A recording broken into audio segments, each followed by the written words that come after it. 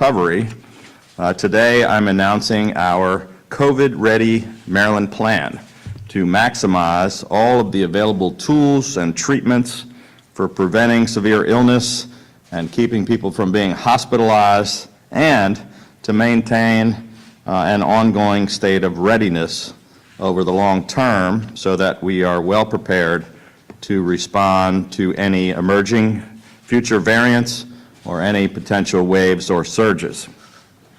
The first pillar of the COVID-ready Maryland plan will expand on the federal Test to Treat program to make it easier for patients to get tested and to start treatment in the same visit.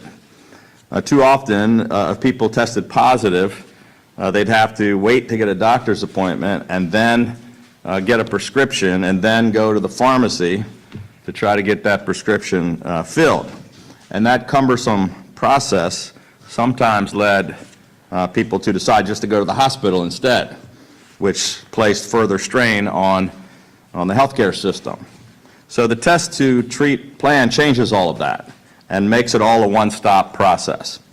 We recently launched a Test to Treat at our State Center site in Baltimore City, where visitors can receive a rapid COVID-19 test, and if they test positive and treatments are appropriate, they can receive a clinical evaluation and a prescription for oral antiviral pills and have it filled right there on site. And all of that is at no cost. If you don't have time to go see a doctor or visit one of these sites, we have also established a free self-referral service in partnership with the University of Maryland Medical System, where you can simply set up a telehealth consultation and receive a prescription if warranted without leaving your home. Just over the last few months, we have nearly doubled the amount of Test to Treat locations in the state. We currently have 88 locations, and through the COVID-ready plan, which we're announcing today, we will be expanding our Test to Treat infrastructure so that we're able to activate dozens more urgent care and ambulatory care providers to provide these services.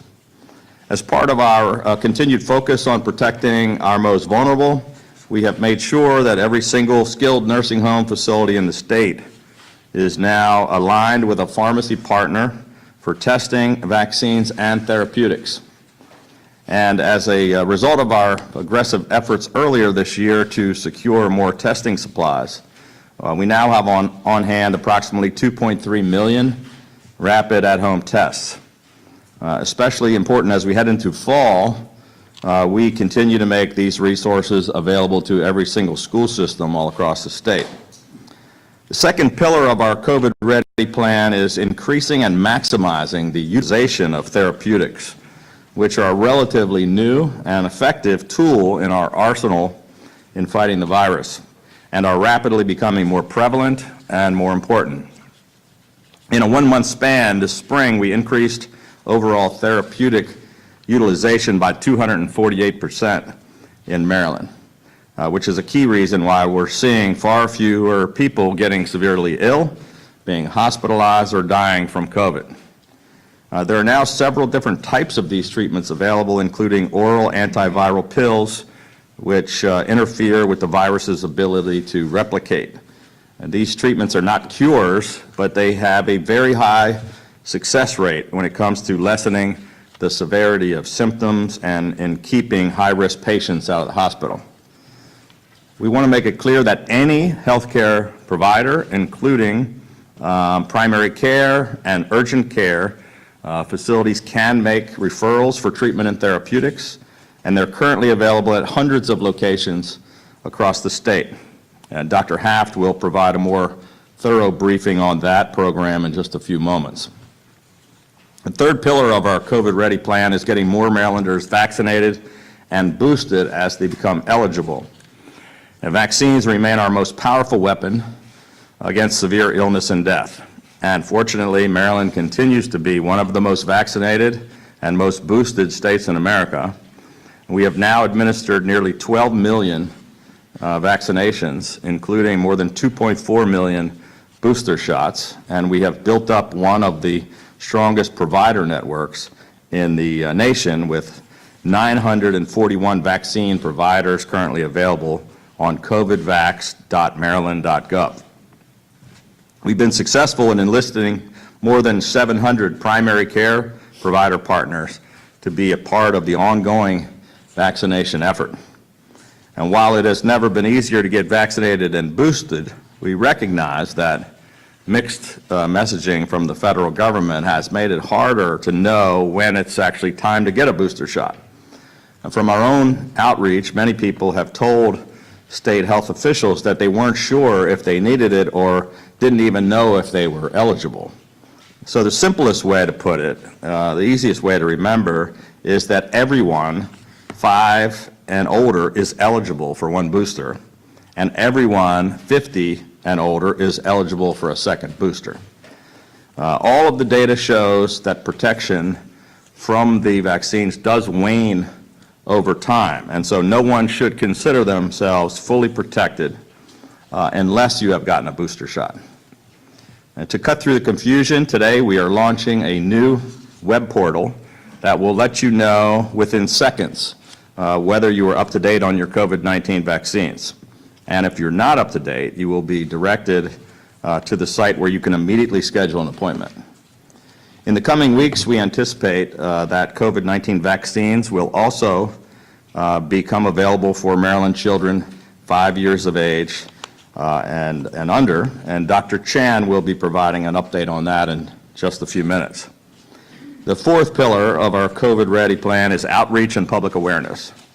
Our GoVax call center remains available to Marylanders 7 days a week at 1-855-MD-GoVax.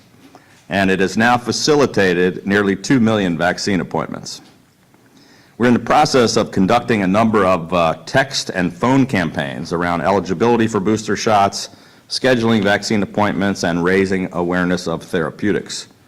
This week, we are also launching the next round of our public service announcements on television and through social media, featuring testimonials from families who have been affected by COVID. The fifth pillar of our COVID Ready plan is surge preparedness. Through the Maryland Department of Health and our multi-agency task force, as well as our ongoing coordination with the White House and federal officials, the state continues to constantly assess any possible impact of emerging variants, to monitor levels of community transmission and outbreaks, and to maintain critical public health resources, including a robust variant sequencing program, PPE supplies, hospital surge capacity, and contact tracing for high-priority cases and vulnerable populations. And we have also provided record levels of funding to local health departments to bolster their preparedness efforts. We continue to stand ready to adapt and respond just as we have over these last 2.5 years. After this press conference, the First Lady and I are hosting a special thank you reception at Government House to honor and thank many of the countless heroes who have helped our state lead the way in responding to COVID-19 and who will ensure that Maryland continues to lead the nation in health and economic recovery. The most important thing we can all do to support our healthcare heroes as we go about our daily lives and as the number of cases goes up and down is to continue to be smart and to exercise personal responsibility so that together we will continue to be COVID ready and Maryland strong. With that, I'm going to turn it over to Maryland's Health Secretary Dennis Schrader to discuss more about our expanded Test to Treat programs. Thank you, Governor. Good afternoon, everyone. On June 1st, the Department of Health issued an invitation for bids, or it's also known as IFB, for urgent care centers, ambulatory centers, community providers, or pharmacies in the state that already offer COVID-19 vaccination, testing, and therapeutic treatment to apply for funds to rapidly expand COVID services when needed. We're launching this program to ensure that Marylanders have under one roof throughout their communities easily identifiable locations that can provide access to the main tools needed for, meaning vaccines, tests, and therapeutics, so they can stay safe, healthy, and COVID-ready during the potential COVID surge periods as we move forward. Having COVID service centers on the ready throughout the state and making sure Marylanders know where they should go to access them if they need to will also alleviate undue pressure on emergency rooms and hospitals as a whole. This is one of the lessons learned from our experience through the Omicron surge earlier this year. Through this IFB, we are able to award funds to operate up to 50 COVID service centers in the state. And the IFB also focuses on geographical representation based on the 5 regions established by the Maryland Institute for Emergency Medical Services, also known as MIMS. As the governor said, as part of the COVID Ready, the Department of Health will continue to closely monitor the transmission of COVID-19 and the emergence of new variants in the state and region, and we have been doing this every day for 2 years.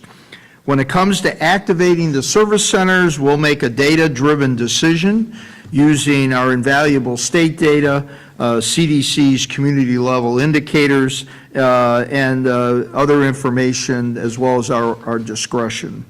I want to encourage all of the interested entities to take a look and apply for the opportunity to establish a COVID-19 service center. All of the details are on EMA. The link is emma.maryland.gov. I also want to remind any interested parties that it closes on June 30th, so please apply now if you're eligible. I'll stop there and turn it over to Deputy Secretary of Health, Dr. Chan, to talk about the pending pediatric COVID-19 vaccine. Dr. Chan?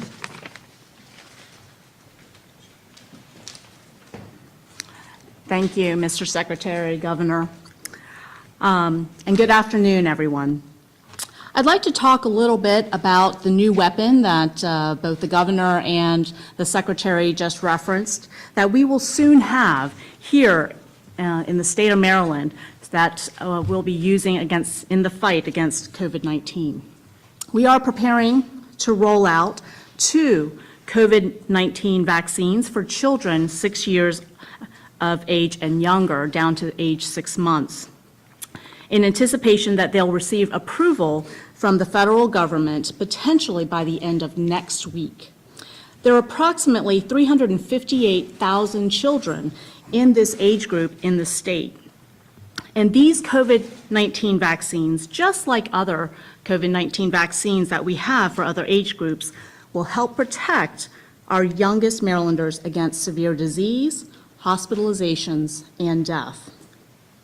Recently published information also suggests that even among young children in this age group, under 5, that vaccination can potentially mitigate the risk of development of the post-COVID multi-system inflammatory syndrome in children, or the MIS-C syndrome. And here in Maryland alone, we have had 55 children under the age of 5 reported with that condition to date.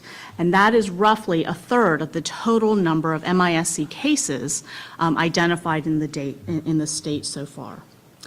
In October of last year, the Pfizer vaccine for children ages 5 to 11 received federal approval. Today, roughly 50% of Maryland children in this age group have received at least 1 dose of the vaccine, and more than 43% are fully vaccinated, meaning they've completed 2 doses. This ranks Maryland 6th in the nation for vaccination rates among 5 to 11-year-olds. And just last month, the CDC approved the COVID-19 booster doses for this same age group, 5 to 11, and during the past 3 weeks, nearly 10% of our 5 to 11-year-olds have already received a booster shot. So we're off to a pretty good start, and we continue to work on this part. But now, the long-awaited next opportunity to protect Maryland's youngest children against COVID-19 is nearly here. Next week, both the FDA and the CDC's advisory committees will be reviewing both the Pfizer COVID-19 vaccine for children 6 months to 4 years old, through 4 years old, and a Moderna COVID-19 vaccine for children under 6 years old. The Pfizer vaccine will be a 3-dose vaccine series, and the Moderna vaccines will be 2 doses. If approved, on Monday, June 20th, COVID-19 vaccines for infants and toddlers will be available in Maryland. The Department of Health has been working very closely with our federal government and our partners across the state to ensure that Maryland will have this important vaccine available for families right away. In anticipation of this, yesterday we completed our first order of these vaccines, and we expect to receive approximately 65,400 doses initially, with additional vaccines to come. Again, all of this will be pending, and so we'll be watching next week the review and approval by both the FDA and the CDC of these vaccines before they are authorized for use. Our goal with this age group, as it has been for all age groups, is to distribute these COVID-19 vaccines equitably across the state, offering and using our vast network of pediatricians, family practitioners, federally qualified health centers, and local health departments who will be at the forefront of this vaccination effort.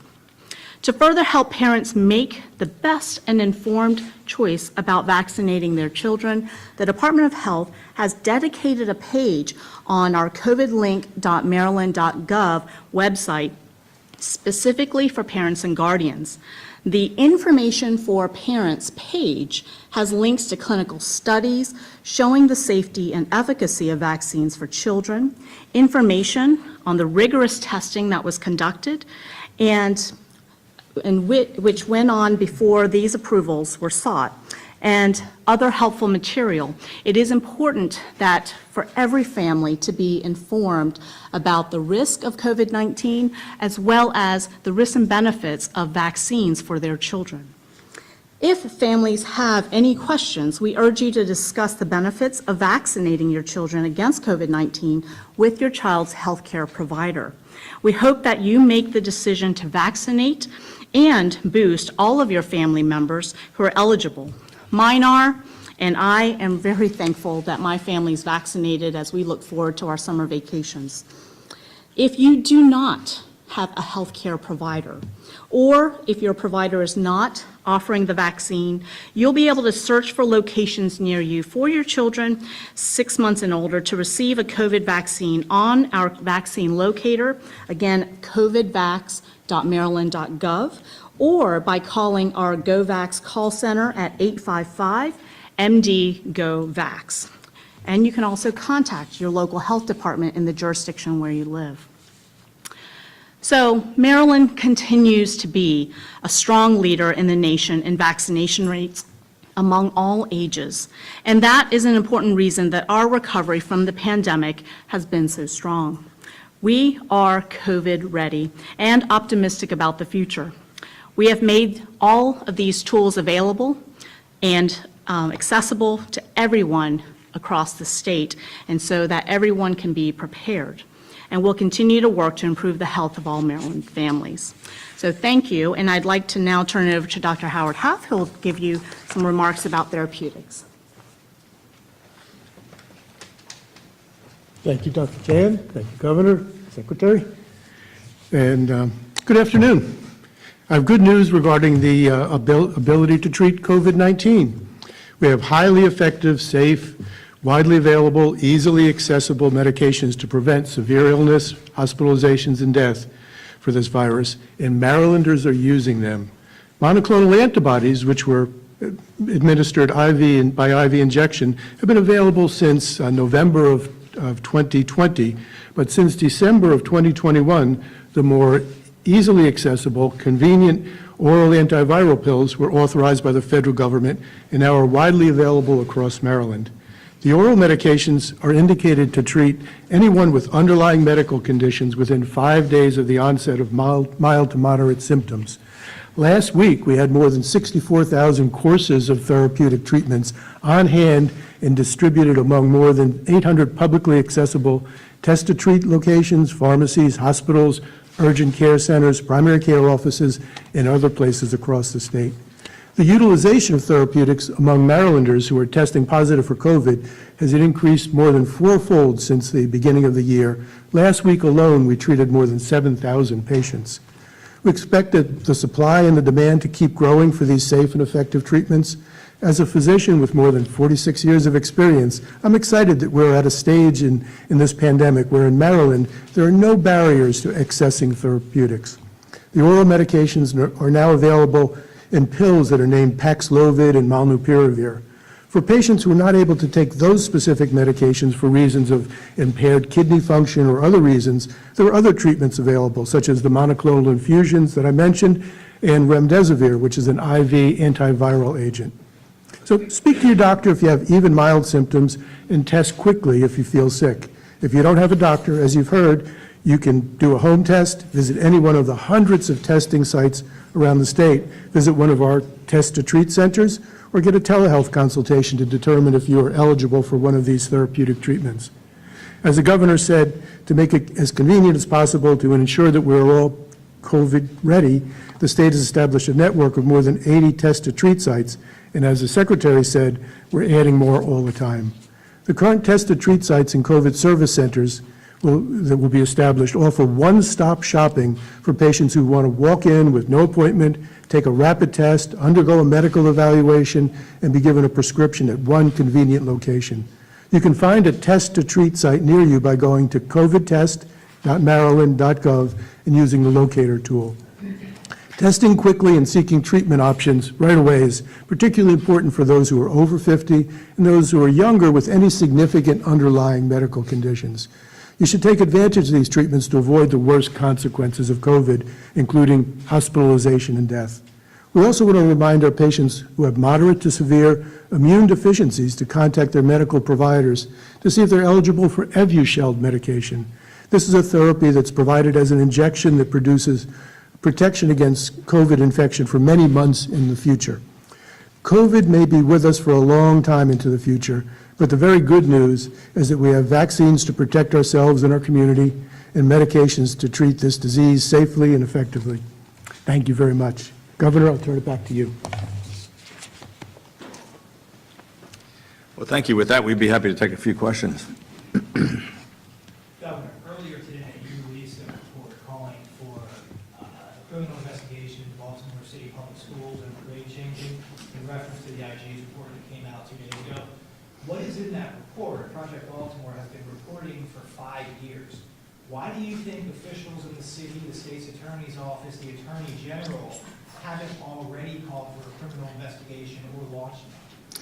Well, it's a great question. I mean, this has been kind of an ongoing process that's taken far too long. And yeah, as you know, and you did a great, your station, your Project Baltimore, I think did a great job uncovering some of these facts and bringing them to people's attention. We have been, speaking out about this, trying to get to the bottom of it from the beginning. Baltimore City Schools did their own investigation, which said none of the wrongdoing took place. So that was obviously a fraudulent report that covered up the wrongdoing. I fought to, the legislature killed President Obama's ESSA legislation to try to make schools more accountable and to fix persistently failing schools. It made us, when they failed to do that, the least accountable school system in America. I kept fighting for years, and we pushed for much more accountability. Most of our efforts were not successful. About 90% of it was rejected by the legislature, but we were successful in getting the state IG for the first time ever, who's been conducting this investigation since 2020 and released these results. So I think there's been an ongoing awareness of the problem and different people with the responsibility looking into it, but it took persistence, and it took this IG, which we had to fight hard to get on board, to gather the information, to do the finding of fact, to find, just in the high schools, these 12,800 kids whose grades have been improperly, fixed. Governor, I wanted to ask you about the violence in Baltimore. And the truth is, most of the homicides go unsolved. I know you and your office have touted doubling of rewards in some cases, but the clearance rate is only around 42%. What can be done about that to bring justice to more families?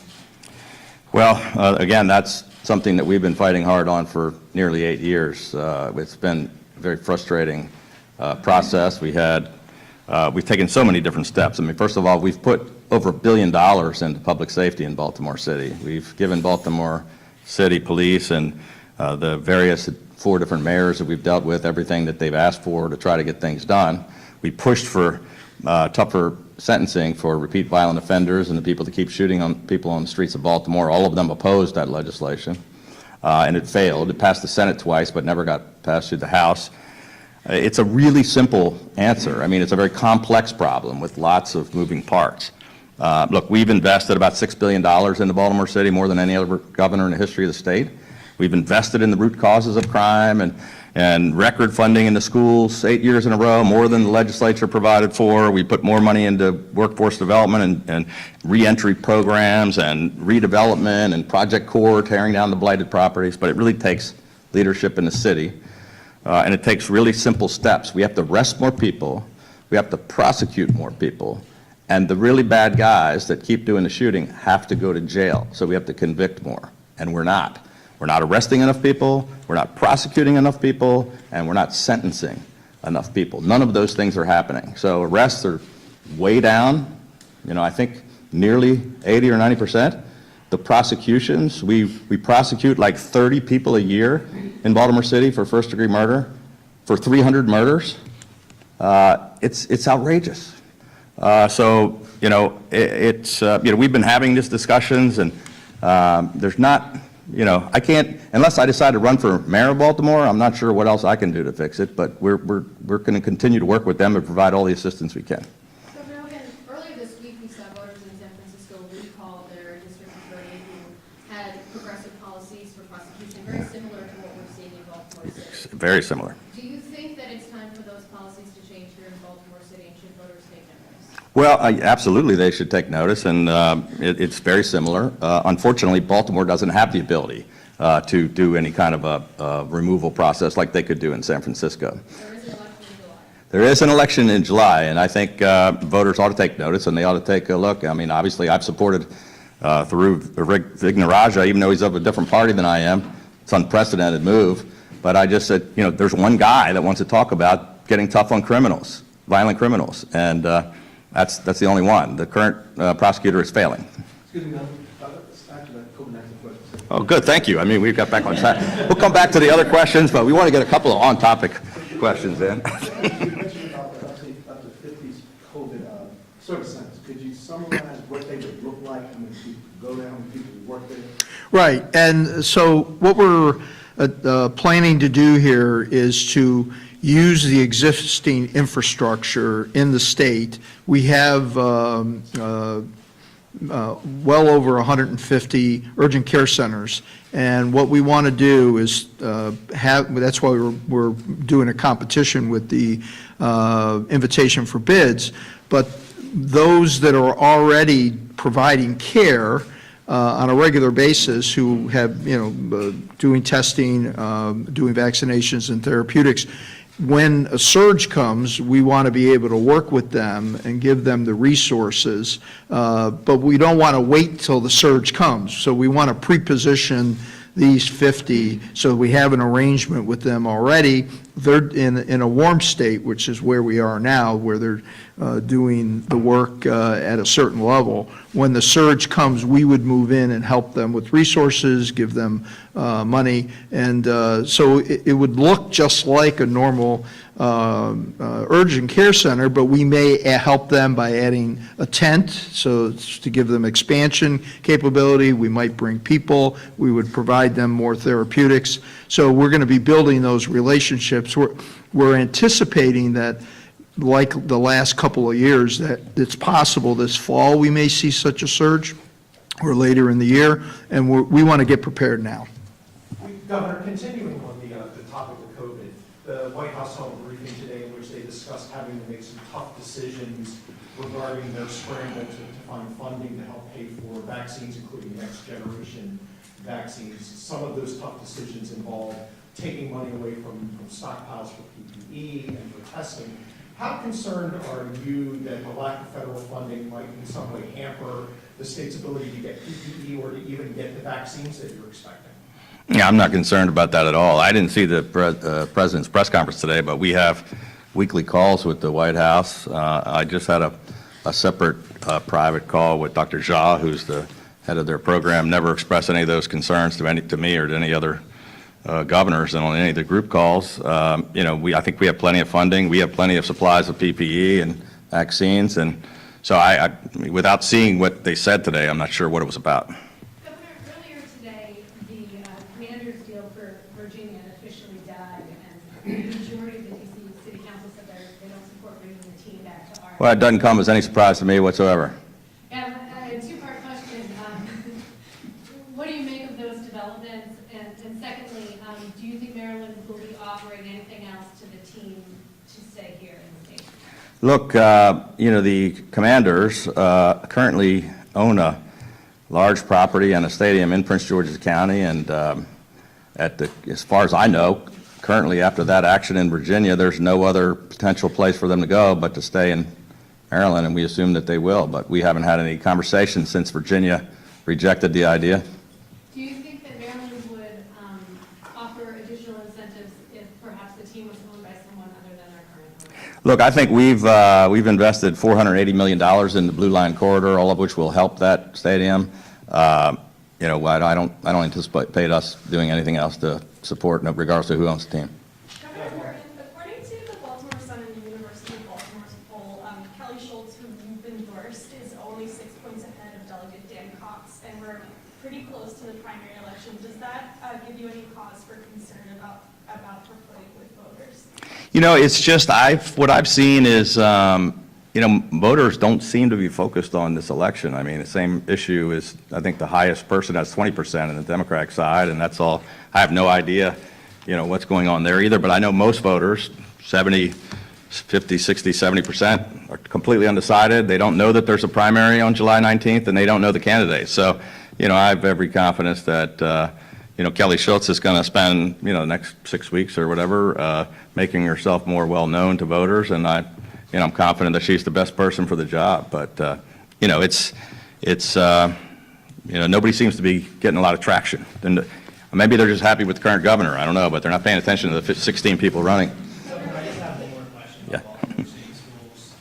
Over the past couple of weeks, Project Baltimore is reporting on 4 students with disabilities who attend different schools that aren't going to school for medical reasons, yet they're receiving report cards with fake attendance and fake grades. A former principal for Baltimore City Schools says that she was instructed when she was a principal not to leave report cards blank, even if students don't show up, because it can affect funding.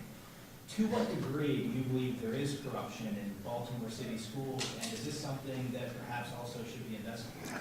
Well, I saw your report and found that outrageous and unacceptable as well. And, I don't know all the details of it yet, but it sounds very similar to North Avenue telling local school administrators and those administrators telling teachers that they had to, write false grades. This is a different angle on it, but it's the same probably violation of people being told to do things that are fraudulent. So, I will discuss it, get more details, and probably it's something that the IG should do more investigation into before deciding. I can't make a determination of guilt of criminal violations. Our job, after they did the finding of fact, he did everything he had the power to do, and we've just asked to refer the other cases to the people that can do the criminal investigation, but it's not up for me to make that final determination. But it's outrageous. If the facts that you've been putting out, the people that you've interviewed,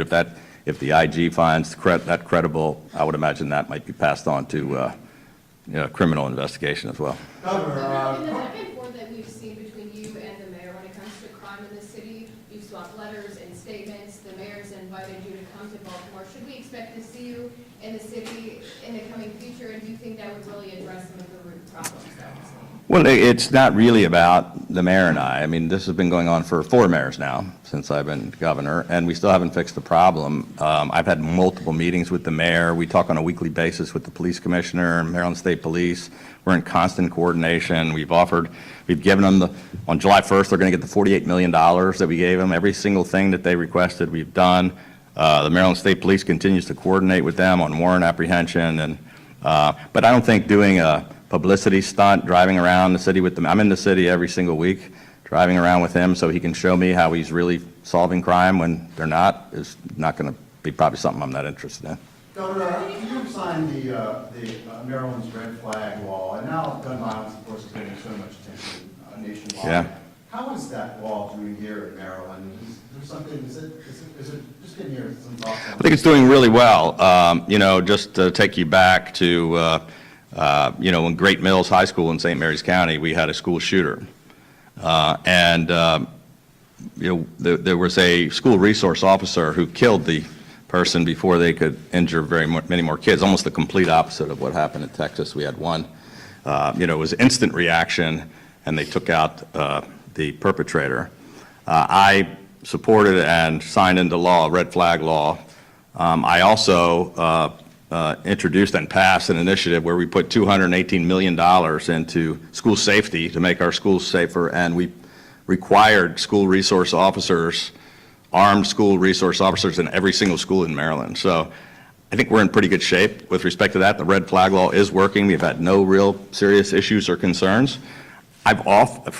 Forever, I've said, you know, I support the Second Amendment and the right to, you know, for law-abiding citizens to, you know, to keep and bear arms, but I want to do everything we can to keep guns out of the hands of the mentally ill and people with a criminal background. Can you tell us about the shooting underway in Smithsburg right now? There's like 3 at the same time. I didn't hear any of them. Go ahead, Aaron. What can you tell us about the shooting that just happened within the last hour or so in Smithsburg? Yeah, I have been briefed on it, but it's an ongoing situation. We don't have all of the facts, and I'm not sure they're, you know, ready to put out all the facts without notifying, you know, next of kin. And but my understanding is, but there are potentially 3 people killed. The perpetrator, the state police responded, pursued the suspect. Suspect fired and shot state trooper in the shoulder, who then returned fire and shot him back. And I don't know the status of the shooter, but you know, it's an ongoing, developing situation. I just told you everything that we've been briefed on. I know there's probably more to it, but it's just happened and just before we came out here. So I would say Maryland State Police will be providing more information later as it's available. Last question. Oh, good. Dr. Chan, you're going to close this out strong. Yes. There's a chance for a few parents who are getting their children vaccinated, but there's still a little bit of fear with even COVID-19 vaccine, especially for babies and young. What advice do you have for some of these parents? No, it is, you know, first and foremost, I think that parents should talk to their child's healthcare provider so that their questions can be fully answered.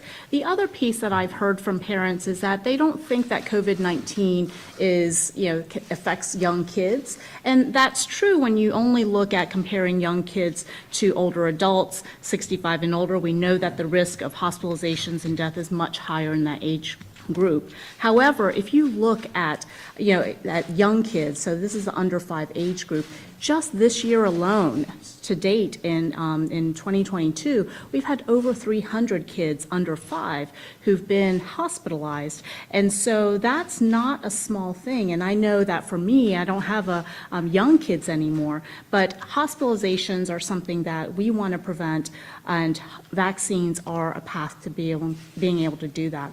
If there's a tool that would help families and help parents protect their children, which is our greatest, you know, that's our future, that's our greatest asset, wouldn't you take it?